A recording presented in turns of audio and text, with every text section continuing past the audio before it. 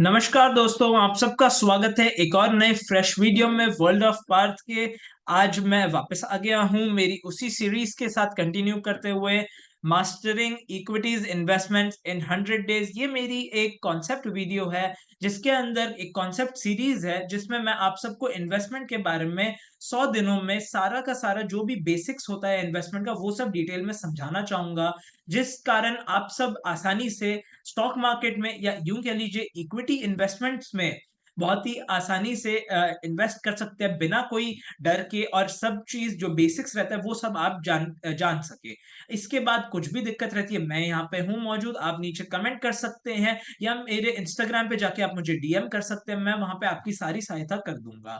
चलिए बिना आप सबका टाइम और लेते हुए आज का टॉपिक शुरू करते हैं। आज है डे 3 और आज हम करेंगे स्टॉक मार्केट का महत्व, यानी इंपॉर्टेंस ऑफ स्टॉक मार्केट, क्यों जरूरी है स्टॉक मार्केट। तो सबसे पहला रीजन इसका जो है वो है कैपिटल एलोकेशन।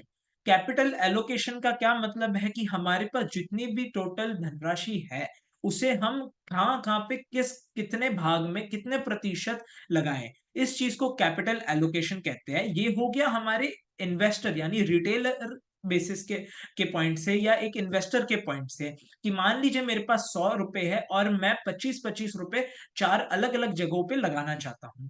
ये ही कंपनी के लिए भी ऐसे ही ये यूज होता है, इस्तेमाल किया जाता है, बट थोड़ा सा अलग तरीके से। अब जैसे स्टॉक मार्केट में कोई फिक्स्ड रेट ऑफ इंटरेस्ट नहीं रहता, वेरी करता है, आप बहुत ज्यादा इंटरेस्ट भी कमा सकते हैं, यानी जो आपकी अर्निंग्स है उसके ऊपर।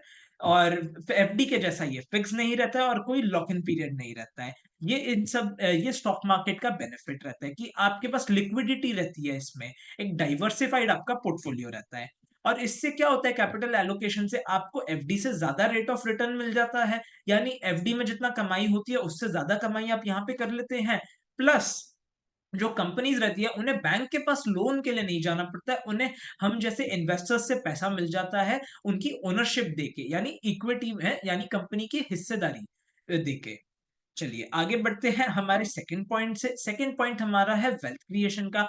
जैसे कि मैंने बताया, आपको रेट ऑफ रिटर्न ज्यादा मिलता है, प्लस आपको डिविडेंड भी मिलता है। अब ये दोनों ही चीज क्या होती है, डिविडेंड ये होता है कि कंपनी ने मान लीजिए प्रॉफिट किया है, वो प्रॉफिट वो कंपनी अपने शेयर होल्डर्स के बीच में बांटना चाहती है।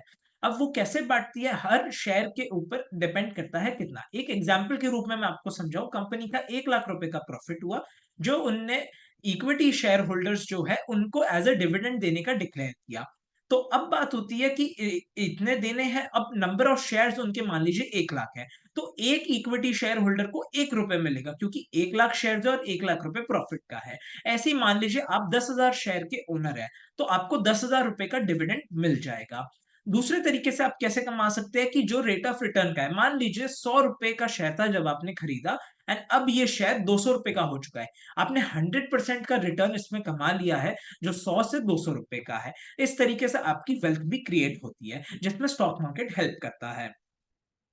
आइए हम आगे बढ़ते हैं। आगे जो अगला पॉइंट है वो है डाइवर्सिफिकेशन का एंड लिक्विडिटी का, जो मैं फर्स्ट पॉइंट में भी आपके साथ मैंने शेयर किया। इसमें क्या होता है कि कंपनीज, जो इन्वेस्टर रहते हैं वो अलग अलग इंडस्ट्रीज में इन्वेस्ट कर पाते हैं, अलग अलग कंपनीज में इन्वेस्ट कर पाते हैं, और उनकी अलग अलग जो स्कीम्स रहती है उनमें इन्वेस्ट कर पाते हैं। इस तरीके से एक ही जगह पे सारा पैसा नहीं लगा रहता जैसा एफडी में होता है, या आप रियल एस्टेट की कोई प्रॉपर्टी खरीदने जाओ तो उसमें होता है।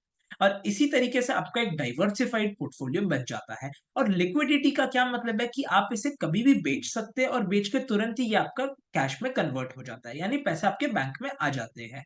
आज के डेट में अगर मैं प्रॉपर्टी खरीदता हूं तो वो तुरंत बिकती नहीं है, बिकती है तो पैसा तुरंत नहीं मिलता है, 3 से 6 महीने का लॉक इन पीरियड हमेशा होता ही होता है। आइए हमारा अगला पॉइंट है कि स्टॉक मार्केट जो है वो इकोनॉमिक बैरोमीटर या इकोनॉमिक इंडिकेटर के जैसे भी एक्ट करता है। इसका क्या मतलब है कि एक कंपनी और एक कंपनी से हमें आइडिया लग जाता है उसके स्टॉक प्राइस से कि वो कंपनी का परफॉर्मेंस किस तरीके से जा रहा है, क्यों वैसा जा रहा है। सेकंड, हमें इंडस्ट्री का पता चल जाता है, और थर्ड हमें पता चल जाता है कंट्री की जो इकोनॉमिक कंडीशन है वो किस तरीके की है।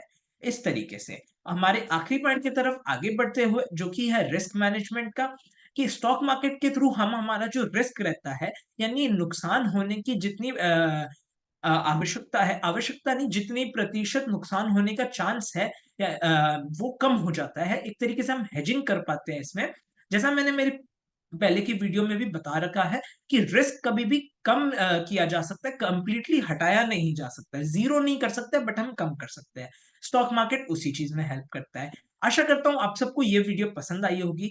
पसंद आई होगी तो इस वीडियो को आप एक लाइक कर दीजिए। मेरे इस यूट्यूब चैनल को आप लोग सब्सक्राइब कर दीजिए और बेल आइकन दबा दीजिए ताकि जब भी मैं नई वीडियो डालूँ आप सबको पता चलेगा।